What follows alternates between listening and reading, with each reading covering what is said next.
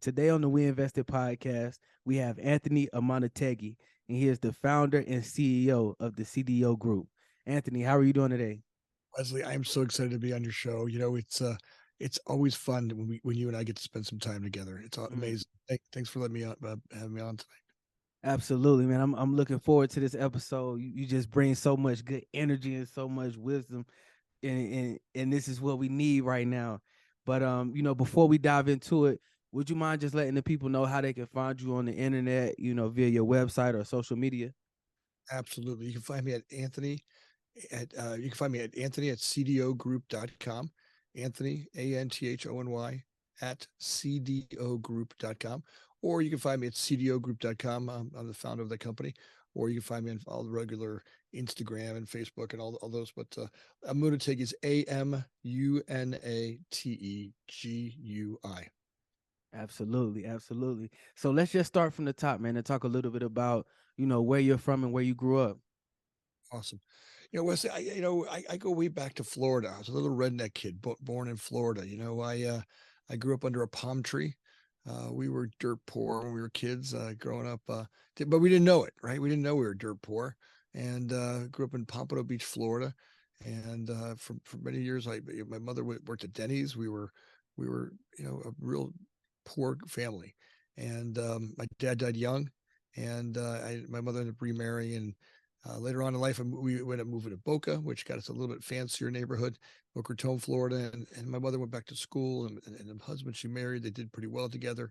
And later on, I went to college. I went to college down there at FAU, and I never graduated, but I ended up being an entrepreneur at an early age. Right, my first companies were mowing lawns and detailing cars, and I had a painting company, and it got me into construction, and Mm. I did some commercial construction, and that led me up to Chicago. So early on, I was a little redneck kid, and appreciate those southern roots. It was really great to have a slower paced upbringing. We did a lot around the water. It was a lot of fun, right? Having that water atmosphere. We played around the canals of Florida all over the place, and I don't know if I do it today with my kids, but back then, Absolutely. And it's Pompano Beach, is that Broward County? Broward County. That's right, Broward County down there, and yeah, that's exactly right. Absolutely. And so, how would you say growing up in Florida just impacted your outlook on life and success? You know, when I look at that, when I look at it, right, there was I when I went to from Pompano to Boca, I realized what money was, Mm, and I wanted it. Right, there was a very, there were people. Boca was a relatively well-to-do community, and I saw what you could do when you had money. mhm, And one thing was great about my stepfather was he taught me to work hard. Right, he wasn't the most intimate person, but what he did is he had an amazing work ethic, and he taught me that there's nothing you can't have if you wanted to work hard. And my mother had another opinion. She said every dollar that I made, I had to save half of it. So she would tell me you can do anything you want with the other half, right? But one half you got to save. So between the two of them, I always seemed to have a good amount of money, right? I always had more money than my friends. I was the first kid to have a car. I loved how that felt. One, I was really proud of it. Two, it really did feed my ego a little bit, right? Being able to have a car and pick up my friends and drive them around, and it was a lot of fun doing that. And it showed me that hard work, if you could do anything you want with a little bit of hard work. absolutely. And that work ethic has certainly paid off, and it still shows up in your daily life now with, the different companies that you've created and the different um just the ways you've diversified your career and the things that you're doing. But you know what, I want to transition to this current company that you've been building and growing and expanding, which is the CDO Group. And I want to ask, what is the CDO Group? Sure. So CDO Group started, my career, started in the development world, where I worked for companies like Discovery Zone and Blockbuster Video and Boston Market and Einstein Bagels and Panera Bread. And I was in charge of development for those companies, right? We'd go out and find locations, hire contractors or architects and contractors to build them. And I became really, really good at doing that, right? It was something that I had a knack for. I'm really good at, making things happen. And the problem with that though is that you work yourself out of a job, right? Everywhere you go, you build them, and one day you get a knock on the door, and you're like, "Hey, Anthony, we like you, but we're not building anymore." And I charged a lot of money, so they're like, "We're gonna have to drop your salary." So you'd work yourself out of a job, and one day I decided that was kind of a tough way to live, right? And I thought, we could do this on an outsourcing. First of all, why does a company like Blockbuster Video have a whole development team, or why does Panera Bread have a development team? They sell sandwiches and breads and bagels. Right? Why do they have a development team? Well, it's because at the time people couldn't trust general contractors. They couldn't trust them, right? They'd go to say, "Hey, I'm going to build a store for you," and they'd go, "Great," and how much is it going to cost? And they couldn't trust how much it cost, and then they couldn't trust when it was going to be delivered. And the problem with rollout construction is it's really, really time sensitive. People don't realize the value of turning over a project at a specific time in the future. Anybody can do construction. It's not rocket science. I mean, literally anybody can do construction, right? You take your time, you go through. You may not do it perfect, right? But to do construction in a format where you can predict the delivery of a product in a future date that may be a year out, right? Be able to predict that date, the actual date you're going to open a store a year from now, that takes some skill. And what that's all about is process. And after having worked with all those companies, I really learned how to do process to the nth degree, right? Every single detail, how to start from the day that we looked at a property, how do we start to put together initial budgets, how do we go through the whole leasing process, and we'll talk a little bit more about the details of that. But that's where I had a skill set, and we said, all right, how do we offer this to people on an outsourcing? And CDO stands for two things: corporate development outsourcing, right? That was his name, is outsourcing your development, but it also stood for chief development officer. And it really was kind of an outsourced chief development officer for a company, giving companies the ability to bring on real estate and construction expertise that they need to expand, but they could do it on an outsourcing basis. And instead of have it hit their general overhead, now they could capitalize those expenses under a project cost, right? So it drops from their corporate overhead down to a project cost, which they can amortize over multiple years. And there's a tax benefit for. So really, and it also helps them create focus where they can focus on their core competency, right? Why is the guy who makes bread at Panera Bread worrying about construction, right? Hire an expert to do that. As we look at what we do great, right? Find people that do their job great and let you do your job better, right? And that's where CDO really comes into play. And the whole idea behind it is that uh, you know companies were out there buying cows to get milk. And like, look, all you needed was the milk. You didn't need the cow. They needed predictable deliveries on their development schedules. And that's what we've done for the last 25 years. Now we've done thousands of stores, millions and millions of square feet all around this country in all 50 states. I mean, some years we've done thousands of projects for the biggest companies in the world. And we really have a knack for helping them, not just from the beginning of a project, right? Small little franchising companies, little guys, little sandwich shops and small franchising groups, which look, those guys want you. When you look at a franchising group, they're looking to go into business. Oftentimes, these are people who weren't in business for themselves, and now they want to go into business. And the problem is they don't understand. They've maybe never done a real estate deal or construction deal or buy. They need a partner they can lean on, that they can trust, and someone that's not going to take them. And unfortunately, going to a general contractor isn't normally that feeling, right? They're not looking, or maybe even a broker, looking at a real estate broker to find you a location. Every broker I've ever met, I hate to say they're unethical, but the ethic is more about getting a deal done for themselves on a commission. When we look at customers, we're looking at going, hey, look, where's the right spot for you to be so that for the next 20 years, you'll actually make money, right? You can't find a spot for a franchisee, just because they're going to get a commission, they'll get the deal done. We want someone to be able to go to work every single day, a spot that's close to where they live, right? A spot that we negotiated a great deal. I've watched more companies make or break a deal before they ever got started. Wesley, I mean, look here. Imagine you're a franchisee, and you decide you want to open up a Subway shop, right? And your broker comes to you and says, Wesley, it's an as-is deal. Here's what you can pay in rent, and you're like, and he goes, that's the best deal you're going to get. You don't know anything about it. But let me ask you this: would you rent a house, Wesley? Would you rent a house without air conditioning? Absolutely not. Would you rent it without electrical? No way. How about without a floor? No way. You got brokers out there who are convincing franchisees that that's what they should do. And they're like, Mm. well, I guess that's what you're supposed to do. They don't know, right? Mm-hmm. The number one place to make or break a deal. Here, look, I can save you a couple percent on an electrician or a plumber or an HVAC guy, maybe a percent or two. The number one spot that a franchisee or a franchisor or a corporation that's looking to grow can build to save money is in getting a better real estate deal, looking at the deal much better from the beginning, right? Making sure that the landlord delivery to you has more items in there that you want, right? So, for example, you want air conditionings, right? Because if you look, if you don't get an air conditioner, people don't realize it's not just the air conditioner cost; it's the structural cost of putting the steel in around the unit. Mm. It's the electrical cost to run it over there, the plumbing cost to run the gas line and the drain line to it. It's also the increased cost in your architectural fees, right? When you start looking at your drawings and HVAC layouts and your ductwork, all that stuff costs you as a franchisee. And a guy might go, well, I'm going to give you, 7,000 bucks. And you think to yourself, oh my God, I'm getting 7,000 bucks for an air conditioner. I bought an air conditioner before. That wasn't that much. I can do that. And the truth is, you don't realize the auxiliary cost, that the Right. impact to your schedule, the delivery. Hey, as long as you're putting it in, if it doesn't show up on time, it's your fault.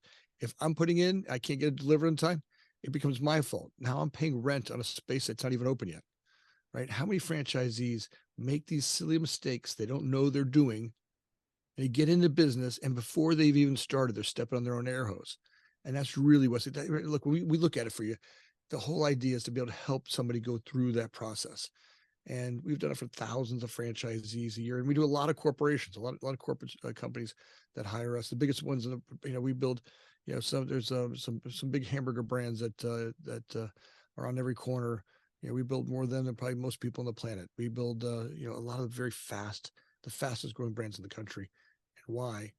We're able to get through that whole process a little bit faster and make sure they get a deal that's a little bit better because we know what to look for rather than just take what's given to us. Absolutely. I mean, and it's apparent that your company has really put that focus in on mastering the process and understanding the process, as well as educating potential buyers and your listeners and your clients on the importance of having these processes in place and having them down pat so that everything can run smoothly with the build out, with the new development.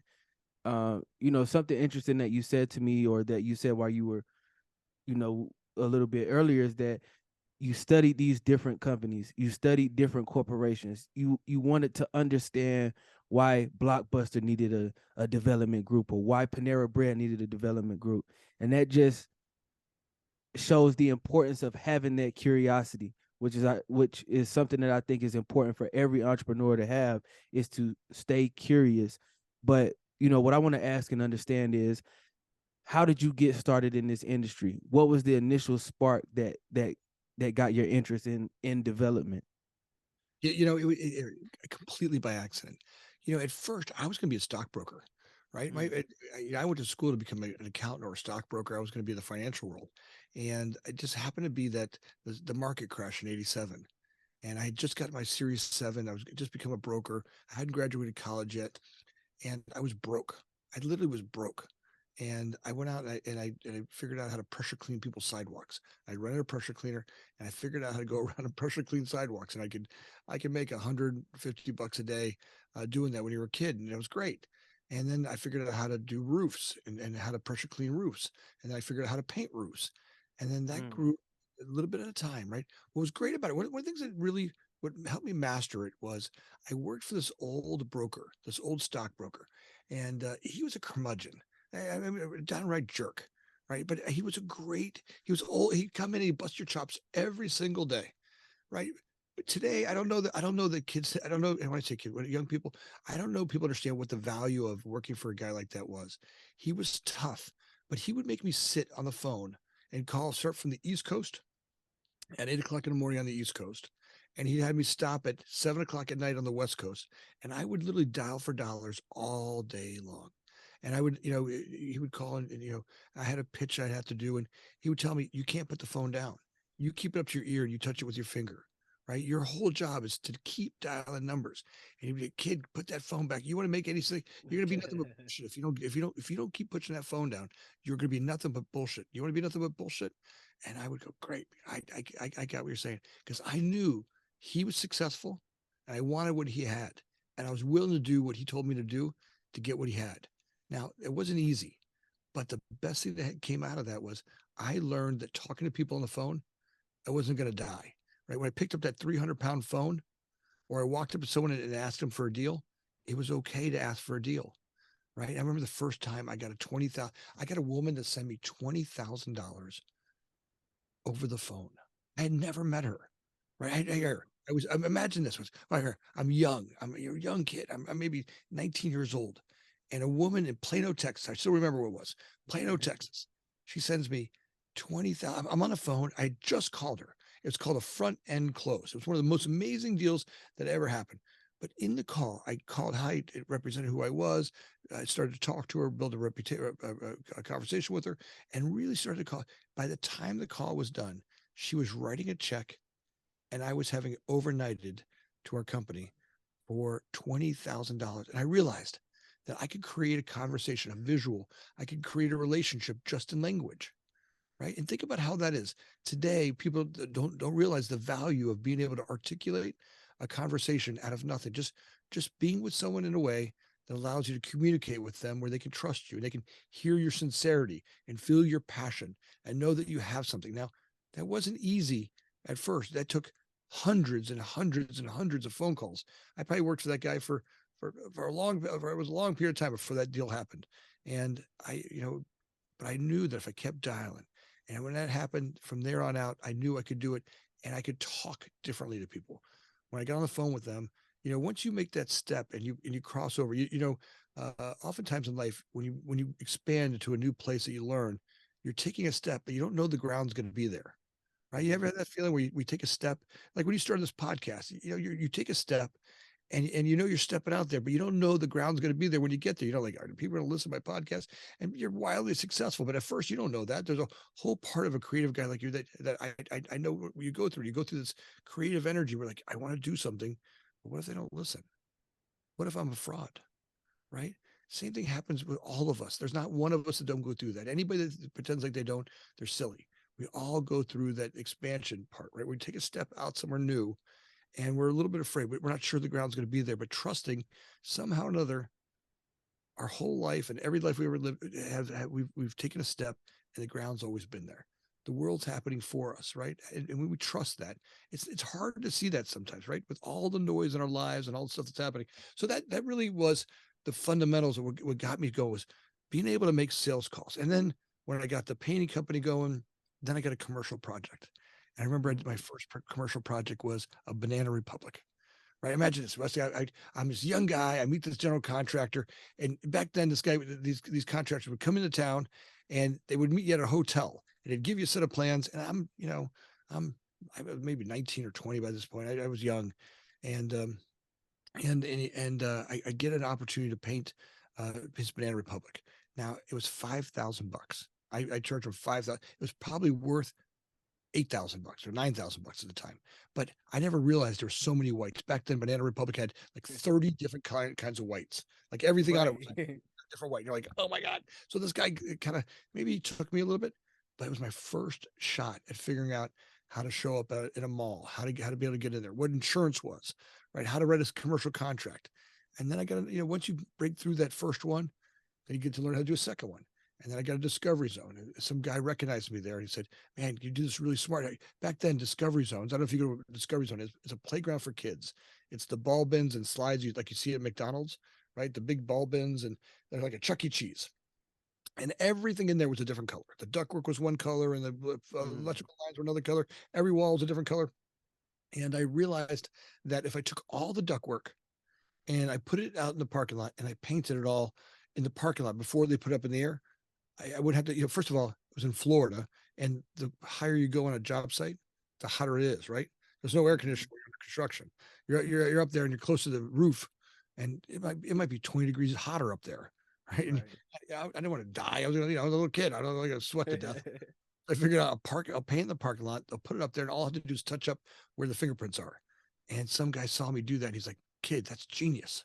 That's genius." He goes, "You're the first painter to ever paint this thing in 7 days."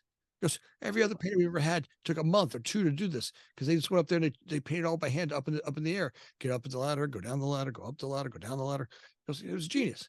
They invited me up to Chicago to come to a deal with Discovery Zone, and it was great, right? And somewhere there, someone offered me a job, and I went to work for Discovery Zone, and the rest was history, right? It was just fun. They pay the first day on the job. The guy's like, "Here, you go build these 30 files." Because you go to that lady's office and she'll give you a credit card. And you go to that lady's office and she'll give you how to do your expense reports. And that lady over there will get you how to get your tickets. And I'm like, huh, you're going to pay me to travel? And my second day on the job, I went to Puerto Rico. I went from Chicago Wow. to Puerto Rico. My third day on the job, I went to California. My fourth day on the job, I went to Hawaii. I'm like, you're going to pay me to do this every day? This is amazing, right? This is an awesome job. I was, 22 years old, and I was like, I was just loving that whole experience, and so I did that for a bunch of years, and then from there, I went to other companies, but there was a spark. It all started by being able to be able to do sales. So if you're young and you're trying to find some things, being able to talk is important. Being able to get out of yourself, and that's no one does it naturally. It's not a natural thing for anybody. It's a Right. learned experience, and that's how that all happened. Absolutely, man. So, just understanding the art of communication, understanding the art of sales, and that is like a hidden secret that a lot of wealthy people, a hidden skill set that a lot of wealthy people learn early on. They've obtained it early on. And then also, I think something that's really important in the story is that you were able to be innovative, by figuring out how to paint um something on the ground first and then move it up. So you were innovative in that space, and you were able to provide solutions uh and speed to people that were in need, and they recognize that. And anytime you bring innovation and speed to an industry, you have no choice but to be successful. But I want to ask how did you focus on gaining your business acumen and building up that business IQ? From the stories, it sounds like it was a lot of just stepping out on faith, trial and error, just getting it done. But did you ever incorporate any books or any mentors or any of the other methods? I would tell you what, say I didn't know you could do that. Right, Mm, my first years of building CDO Group and all the companies I had were sheer just force. Like mm-hmm. literally, they were just getting up and never taking no, just relentless behavior. Continuous, relentless behavior. It wasn't very. They were not at all sophisticated. They were literally just brute force getting up every day, never resting, never taking a break, just every day, relentless. From the second my eyes opened up to the second my eyes hit the pillow, just thought, lived, breathed, ate the whole business. Right. All I ever did was think about it. I would go. I was one of those guys who didn't take vacations. I love vacations. Um, I was one of those guys who loved vacations. I loved to take. So when I worked, I would take I would work really really hard. But whenever I took a vacation, I took vacations really hard. So at early on, it was just about brute force. Now later on, as I develop as a man, and my number one belief, if you want to grow companies and people, you got to hear this. This is the most important thing. Wesley, you hit it right on the spot. You've got to grow yourself, right? I had to grow myself. I didn't realize that look, what got me to where I was in business in my early days wasn't going to get me the business I am today. And the businessman I am today won't get me to where I'm going to go in the future, right? I'm only here. The business guy I am today will take me where I got today. Now, Mm-hmm. our next hurdle is to hit $1 billion. Like really to go to that really big vision of where that can happen. 100 million was used to be my goal, right? That was a great goal. But then as we blow past that and go to all 50 states and multiple different genres, now you can start to look at what would it be like to be a billion uh, science company where our revenues are in $1 billion a year. Right now, It's not about the money. Look, I got enough money. I could die happy. It's not about money anymore. Today, for me, it's all about how do I grow people, right? How do I grow myself and the team around me? People who grow team members, grow companies. You can't be a leader unless you're growing people. And that took some learning, right? I didn't know that at first. And a lot of that came from, about 7 or 8 years ago. I really hit a part of my life where I brought in some great support to help me do it. Sometimes you need some outside help to see Absolutely. yourself. Because the truth is, as a human, sometimes I get babbled by my own BS, right? Sometimes I can't see myself. And I'm going to give you a little analogy. I've got this old friend of mine. She says to me that her name is Carol. Carol's this old woman. She's 85 years old. And she goes, my granddaughter came in the other day and she'd been playing in her jewelry box. And she goes in the jewelry box and she pulls out this little wad of necklaces, right? Her little tiny chains. And she goes, Grandma, and she was pulling them and it was just real all knotted. She goes, Grandma, could you help me untangle them? And Carol's like, yeah, she'd be happy to do it, right? So she takes them and she kind of had a towel. She laid a towel down and she puts them on the towel and she kind of spreads the chains out a little bit. She kind of fluffs them with her finger and kind of gets them in there. And she could see it, but she really couldn't see it enough. So she went over and got a magnifying glass. She needed some outside help. She couldn't see the little details. So she took a magnifying glass and she could look at them with real detail. Right. And then she got some T-pens and she kind of spread one out and spread another. And she noticed that there was one that was really easy to come out. So she focused on getting that first easy one out. Mm-hmm. And then she got the second one. It was kind of, she could see it and it took a little bit of work, but she got that second one out. And then she did the same thing with the third one. And by the time she got to the fourth one and the fifth one, they kind of fell apart. Well, that's a lot like what happens with business, right? Once you start to learn that, I might need some outside help, right? I remember the first time I brought a consultant in the CDO group and they looked at her business. And I remember this beautiful woman. She's probably 6'6". Her name is Lola. She's an amazing coach. She comes in one day and she goes, okay, Anthony, today we're gonna lock your door. I'm like, oh, this is great. I get to finally relax. I can focus. Great. I'll be in my office. I get to focus, and people won't stop in my office all day. And I want, I could sit and I could focus. She goes, no, you're gonna stay the f inside your office. Well, who are you talking to like that? I'm the president of this company. He goes, no. He goes, look, you hire all these great people, and you keep walking out there. And I don't know if it's some sort of insecurity you have, or you need to pull the S out of your chest or significance, but you keep getting in their way. And I'm like, what? What do you mean I'm getting in their way? She goes, yeah, you've hired some of the most amazing people I've ever met.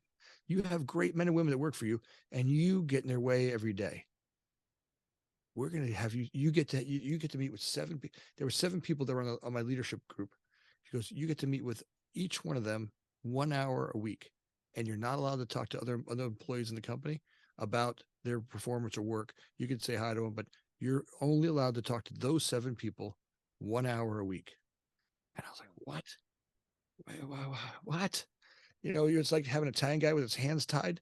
I'm like, I don't know what to do here. And Wesley, I'm telling you, it was the most. I would for the first 3 days, I was in detox. I was in communication detox. I had over communicated. I would sit behind that door, and I would like bite my tongue. I'm like, oh, tell you something.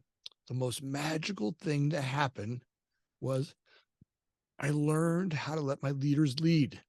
Mm. And I could coach them with real precise communications 1 hour a week. I could watch what they're doing and I could guide them. Right. That hour wasn't about a list of make sure Bob does this and make sure that was really ineffective. For me, it was more about, hey, here's a couple of things that we'd like to work on. How would you like to do that? And allow them to go back and go work on those things and trust them and the group that they've hired. Because when you hire amazing people, they hire amazing people and those people hire amazing people and your group gets smarter. Right now, it gave me more time to slow down. Right. It gave me a little bit of time to slow down and start to look at the business instead of being in the business all day where I was task oriented all day. And you got to believe, you got to remember, I loved working hard for all those years. Remember, from the second I became a broker, the time that she told me to stop talking to people, I had done nothing but relentless hard work. Mm-hmm. Who I was hard work. I didn't know that to be a great leader, it wasn't about hard work.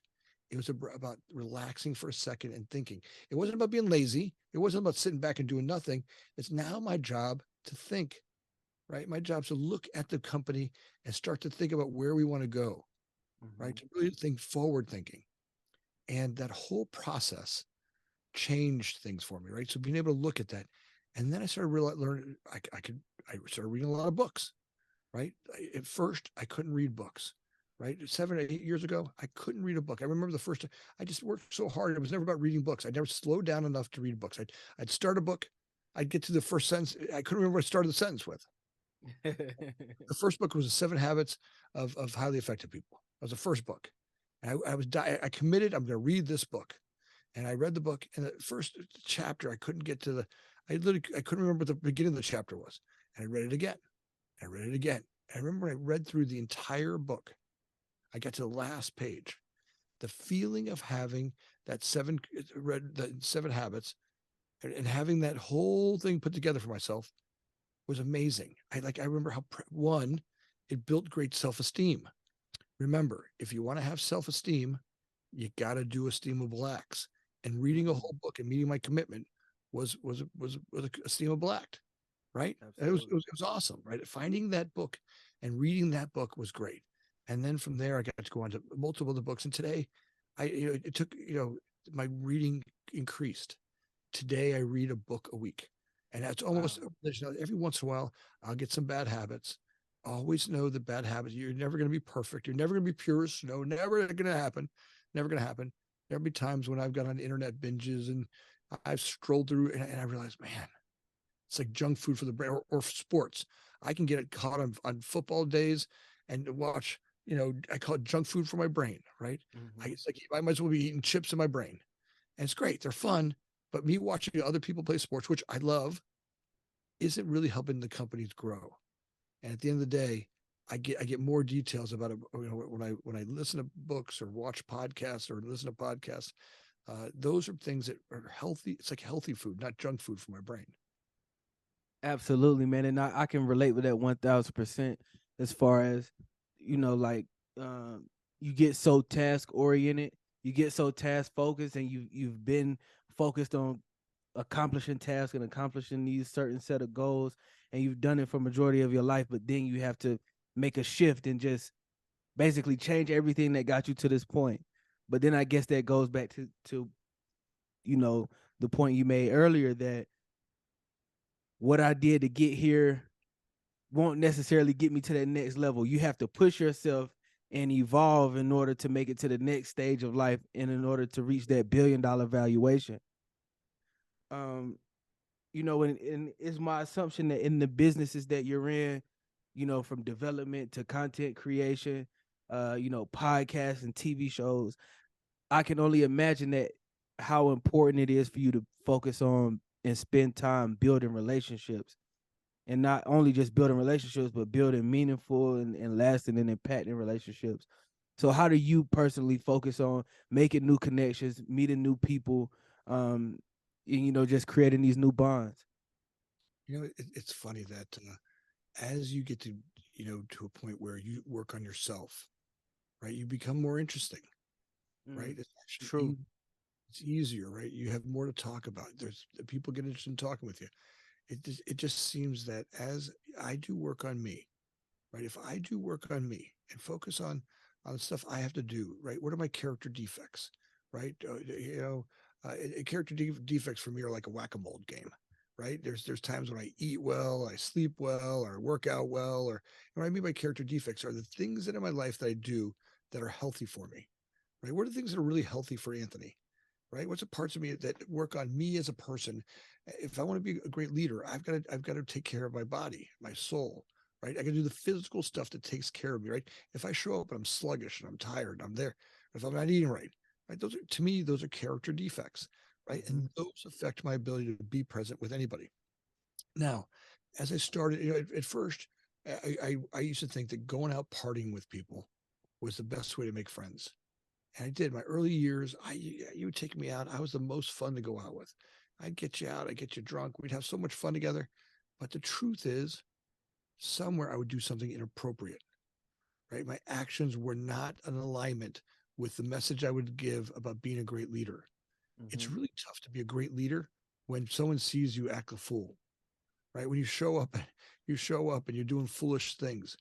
It's hard for someone to look at you and go, I want what he has and be part of what you're doing.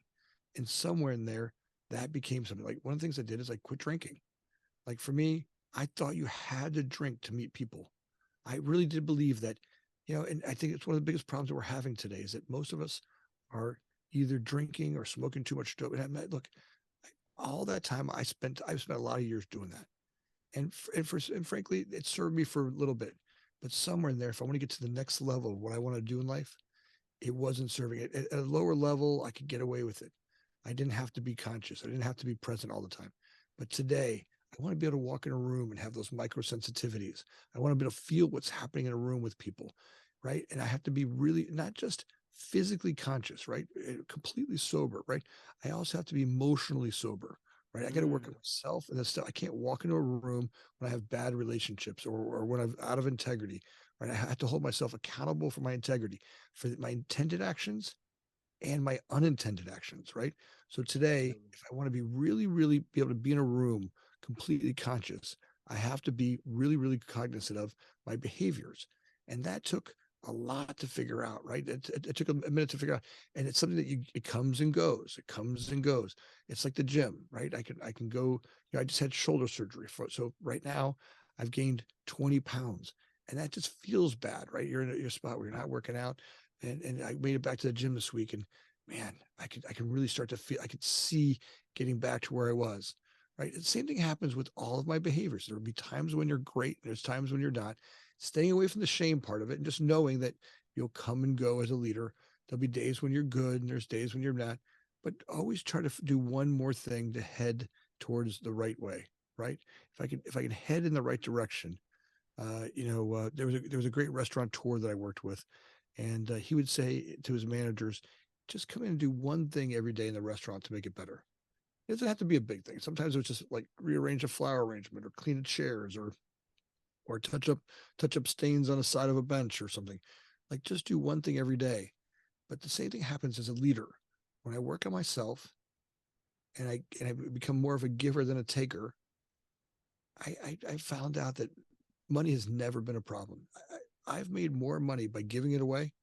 Every dollar Mm. you give away, you get five Yep. times back. Now, some Exactly. people don't understand that. They don't get that. I didn't get it when I was younger.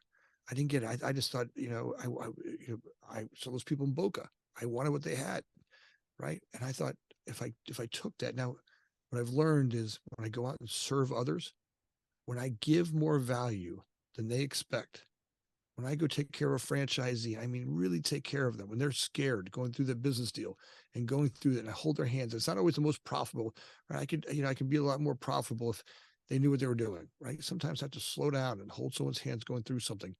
But at the end of the day, there's integrity there. When people see you do that, they tell everybody, all their friends about you and your company, and they want more of you. And hey, if you're going to grow in the Exactly. business, I could use that CDO company. And all of a sudden, what was one deal becomes 25 deals. And people always wonder, well, how do you do it? Are you lucky? No, you got to you got to give more than you take from people when you're in business.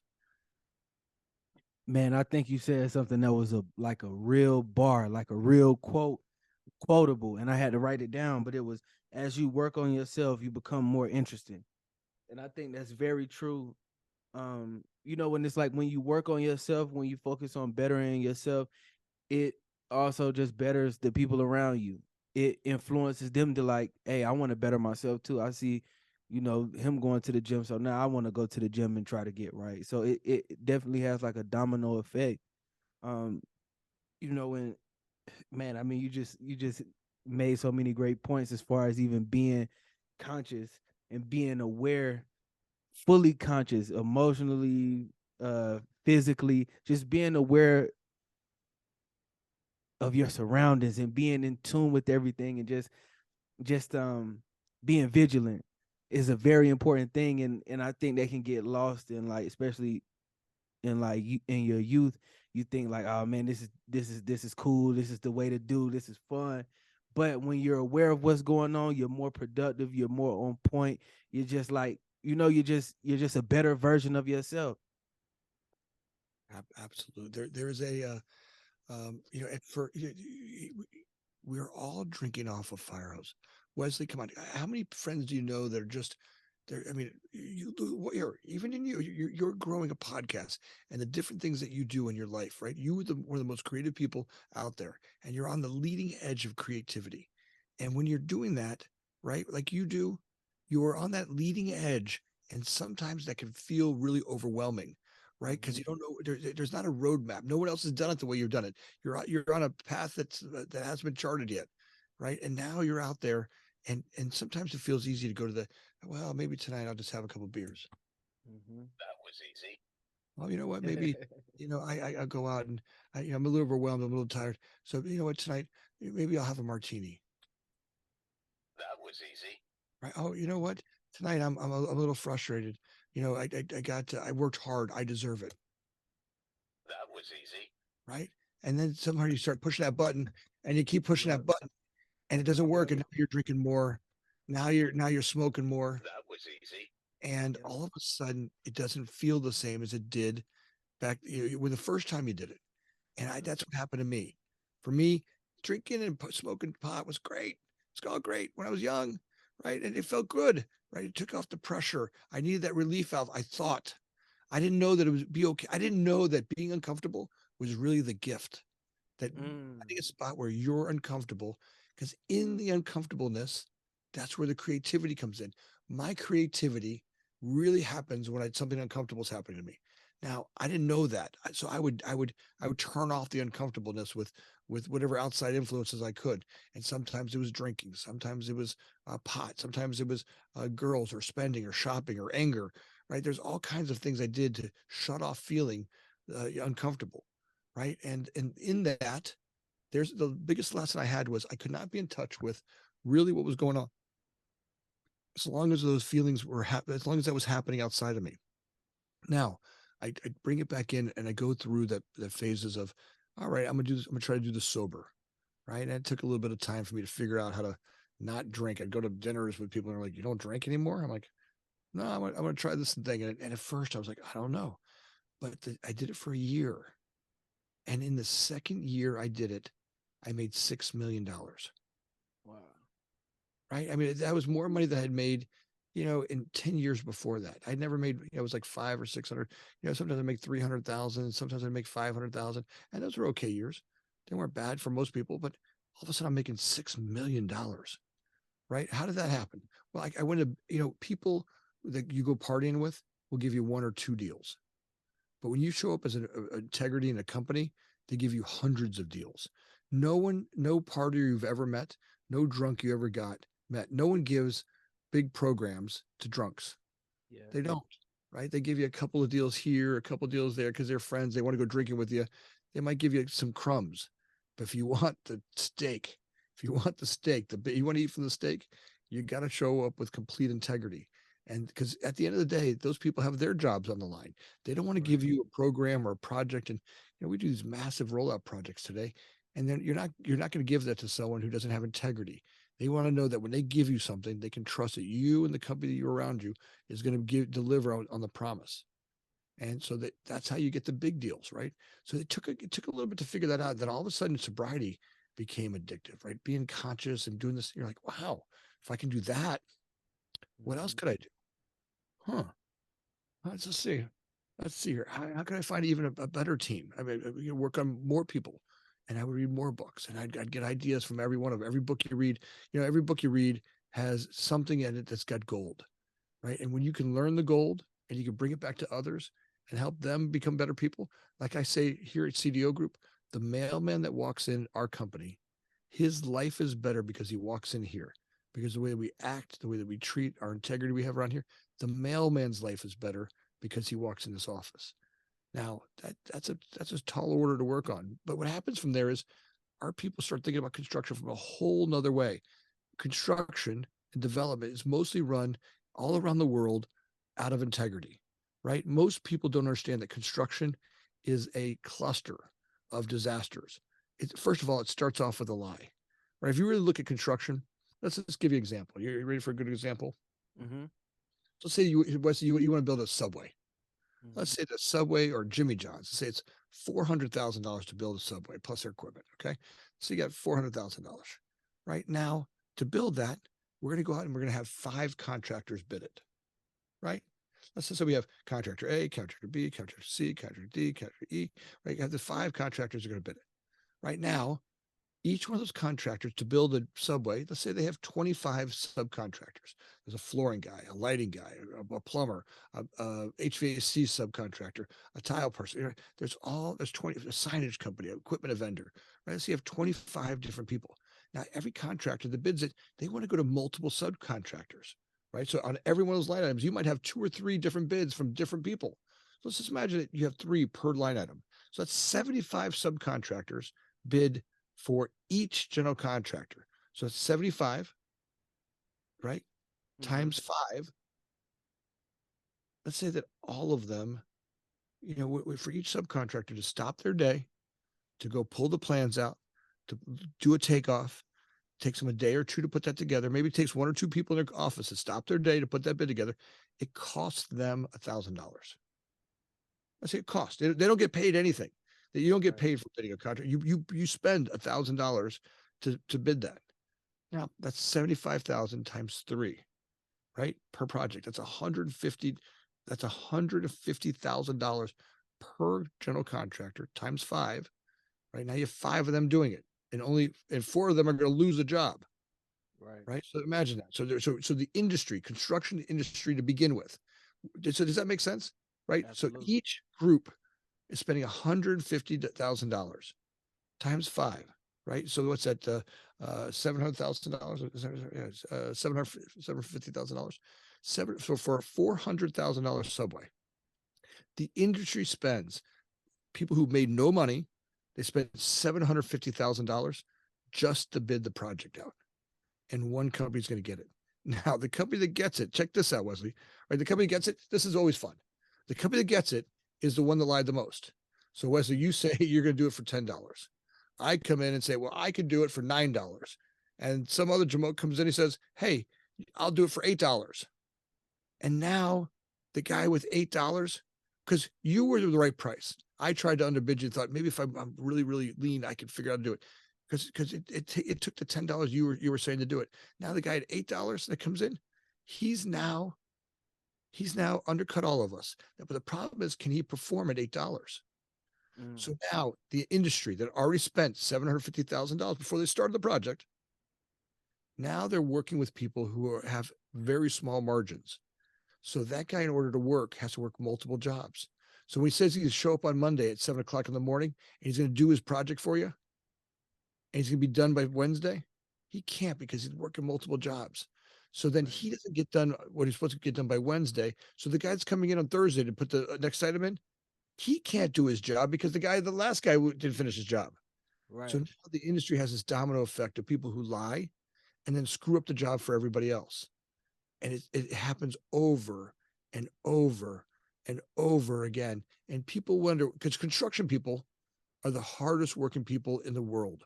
I will put construction people against just about every restaurant world, maybe is equally hard. But from a physical point of view, the men and women who have built this country, and they've done amazing. We live in the best time that's ever existed. There's never been a better time. And the construction people have built this world the way it is. Around the world, construction workers have built an amazing planet for us. And they don't get paid enough. They're getting screwed. It never makes it. It never makes it to them. These companies are operated on such small margins, it's difficult for them to be successful. So we start to look at the character defects of it and the environmental waste that the process of construction is today. We can start to look at and go, all right, what might we want to do differently for the people that we work with so that they could trust and they can actually make money? So we spend a lot of time here at CDO Group looking at the system, working with owners who trust us, and we don't have to go through that process of killing 5 different companies and all the trees and bids that have to go out throughout the world. We find the right subcontractors and we deliver on the right price. At the end of the day, our customers trust us to deliver on the right price every single time. Now those subcontractors go through the same thing. We teach them that, hey, if you spend more time up front understanding what you need so you can do your work, When you get to our job site, you communicate that to us. We'll make sure that you have a clear path to get that job done. Now, most people don't do that. Most of the construction industry, they show up at a job site and they act like a cowboy. They pull their 6 guns out of their holsters and they go, "All right, cowboys, let's go shooting." Da, da, da, da, da. And they figure it out when on the job site, and it's not very friendly to the people around you, right? You want to show up at a job site and know exactly where your materials are. So if I tell somebody today, "Hey, we're going to mobilize," well, here, so mobilize. You ever see someone say, "We're going to mobilize. Today's our mobilization day." Well, what does that mean? That's some sort of hocus pocus, right? I don't know. At the end of the day, when you say mobilize, what does that mean? What do you expect me to have done when I'm done? They have fuzzy agreements with people that show up on their job sites. And those fuzzy agreements cause all the brain damage in the business. We want people to clearly say, when you show up there, you're going to show up at this check-in counter. You're going to work with this superintendent. He's going to make sure that everybody on your team has a safety orientation. Everybody's required to have PPE. We want to make sure that everybody goes home with their fingers and their toes and it's safe. Right? Here's the safety procedures we're going to follow. We're going to train you to the nth degree to make sure that everybody operates on that site safely. And then once you get through that part of it, because we don't rush through that. Most people rush through that, and then they operate unsafely, and all that stuff causes brain damage on the job site. Now we're going to go through and look at your schedule. Go, all right, good. Your material, when it gets delivered, we want to have these following. We don't need everything you have. We don't need you to drop all the drywall off for the entire job. We need what's available for the next 3 days. And when you deliver it, we want it delivered right here, right? We don't need to put it in the middle of a job and slow down everybody else's work. We want to know exactly what we're doing in this, right? When we start to operate construction projects with really great detail, people don't have stuff in their way. They're cleaner, they're safer. People are more productive. Subcontractors can get in and get off a job much easier. Now, who do you think you want to work for when there's choices to go bid for people? Who do you want to go work for? Those companies, right? Exactly. That's the environment that we try to create. When you start with making sure people are safe, and then you make sure people make money, you usually do pretty well in the environment.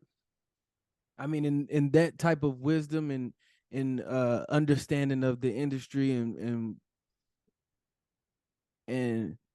the detail and how things need to work and flow, that can only come from, just having that experience and just having those reps under your belt and doing it over and over and over again and time again. And that's just one of the valuable things that your company and that you bring to the table for people who are looking to get involved and get started in development and even learn more and learn how to just work more efficiently and cut out that any wasted time or any lack of communication. And I feel like that just comes from that wisdom and experience. um you've personally experienced things in life and highs in life that people may have not ever experienced and never may get the chance to, from making $6 million in a year to getting the chance to create cool content, cool online media, and create these awesome podcasts and things that you do. But I want to ask, how do you define success as an entrepreneur at this stage in life? There's for me, it's all about your personal development, right? As I've the journey, my journey as a man, right? As I start to break through and let go of all of the little stuff that I did when I was younger, I didn't know, right? As I started working on my personal development, right? When I started getting rid of, the visual I have is, imagine Santa Claus, right? He's got that big giant red bag over his shoulder, right? A lot of us walk through life. I walked through life with this bag full of crap, right? Childhood pain, stuff about my parents, and we were poor, and I had all this stuff that I dragged. It was in there. And as I opened that bag up and I started looking at each one of the rocks that were in there, and started going, all right, I don't need to carry that anymore. Look, because we were poor as a kid, that doesn't have to define who I am in the future. Great. So you're poor. Great. Here. It's a great story. Tell your friends, but it has nothing to do with my business life today. I don't need to act like I'm a poor man, right? That was a behavior that I dragged through life, right? When I walked around, like what poor people talk about, when poor people act, how they act, right? They act poor, they talk poor. I don't need to do that. Today I can have behaviors that are becoming of a successful businessman, right? And that might just be the way I dress, the way that I act, the way that I communicate with people. I write notes and take and do things professionally, right? I don't walk around business meetings and cuss all day long, right? There's behaviors and characteristics that are becoming of the man that I want to become. Now, as I continue to open that bag up and get rid of the rocks that I don't need to carry. And when I say that, I hope people understand the metaphoric rocks of life that, all of us, and by the way, the bag never gets empty, right? Right. Sometimes it gets to a point where I can dance a little bit better. But when I'm dragging shame and guilt and fear around in life, I can't really be successful, right? So as I work on those fears and I work on those characteristics that I want to get rid of, now all of a sudden I can dance a little bit. And really, guys like you go through it all the time, right? You're creative, right? You have this ability to be in a room and change ideas on an instant. And the Mm-hmm. more of the bag that gets rid of, the faster the development happens. And truth is, all companies are. Listen, all a company is a group of people who've agreed. This is it. This is the whole company. How do you build a company? They expanded an idea, right? They expand, right? Hey, we're going to be a general contractor, but we're going to be a general contractor and we're going to do it differently. We're going to expand in a way that has supports people, the subcontractors, and we're going to do it in a way with integrity. So it's an idea, right? But what happens between expand and then what I call organize, right? You have to start organizing the ideas. What happens in between those two things? What happens between the two of those?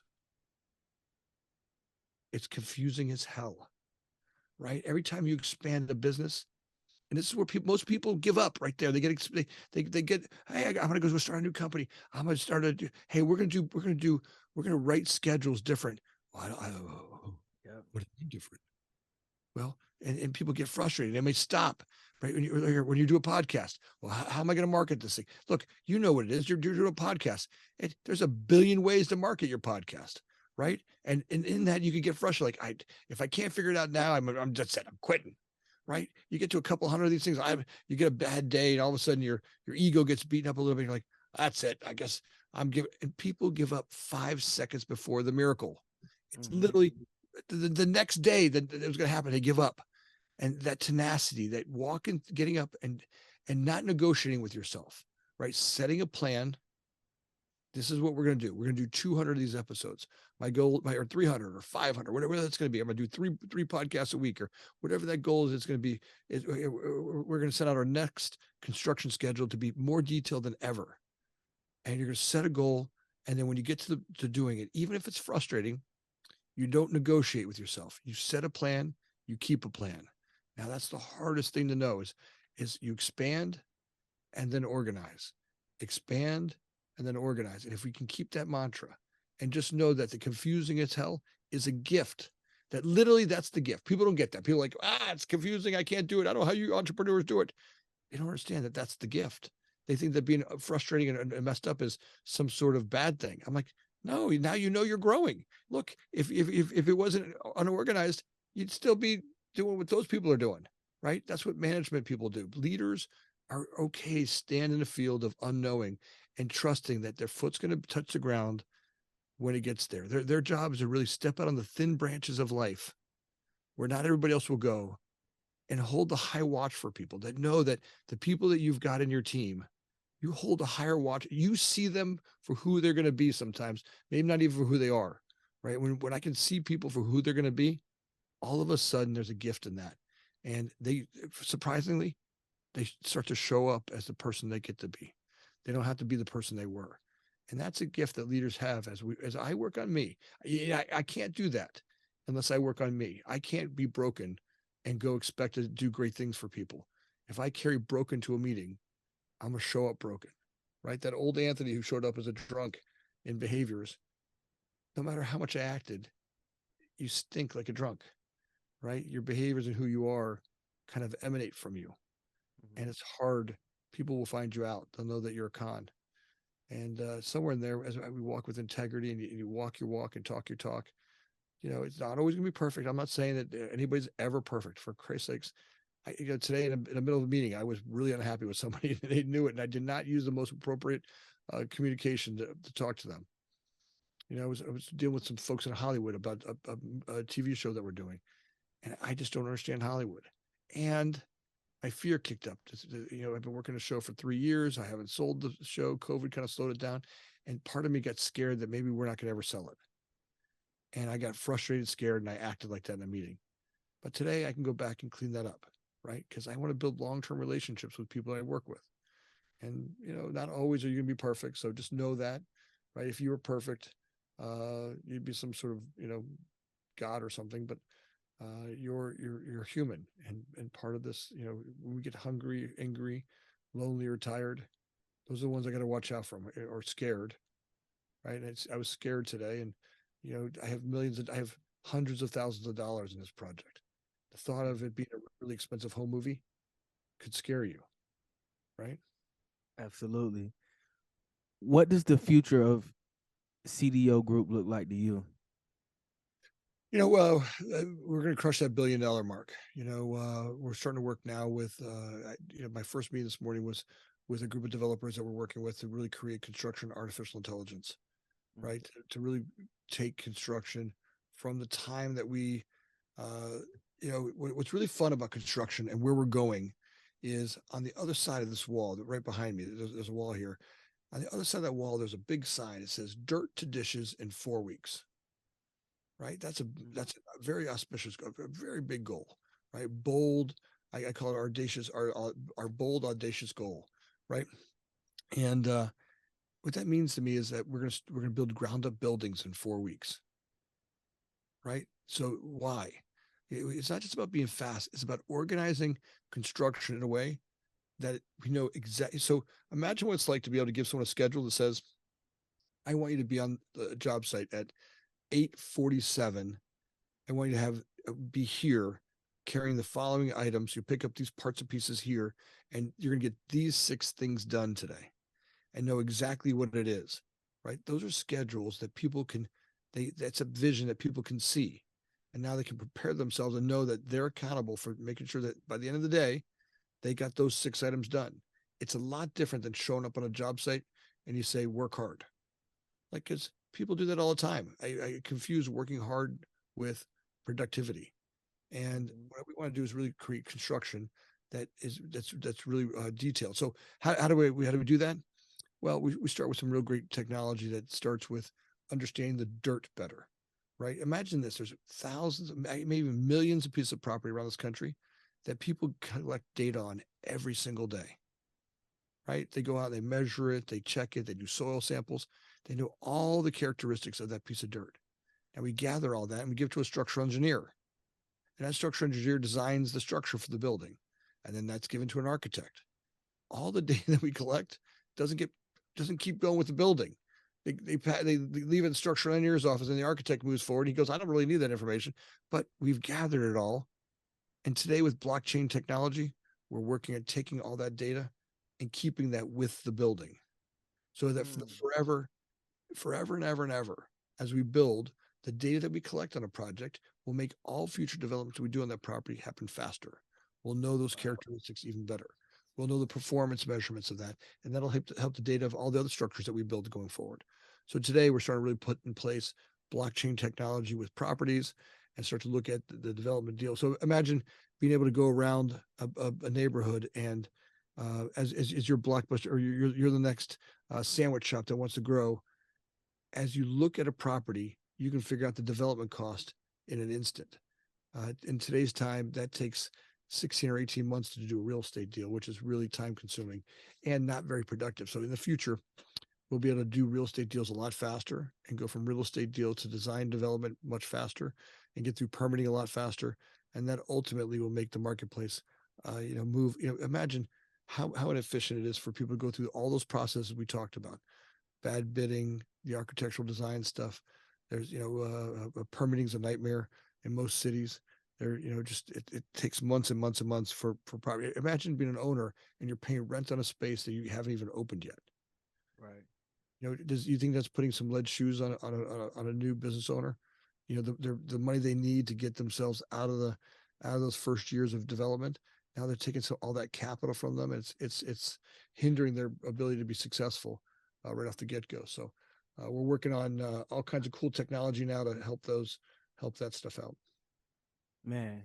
Anthony, I mean, it sounds like you're really working on something that'll change and impact the world, and just change how we actually view real estate development and just land as a whole, business as a whole. Um, man, this has been a very informative and valuable episode to me, man. Full of a lot of gems and good information that you could really use in your personal life as well as the business life, man. So I just want to say thank you for spending the time with us today and just sharing your knowledge and giving us a chance to pick your brain, man. Anthony, thank you so much. Wesley, I love being on your podcast. Look, your work, I love listening to your podcast. I'm one of your biggest fans. I couldn't wait to get on it. When I get heard I get to be on your podcast. It was amazing. The work you're doing, keep doing what you're doing. You shine lights in all kinds of cool corners. The work you're doing is great for the planet. Keep doing it, man. I'm proud of you, and I'm proud to be on the show with you. It's a gift to be around you. So thanks. Man, thank you so much, man. I appreciate that.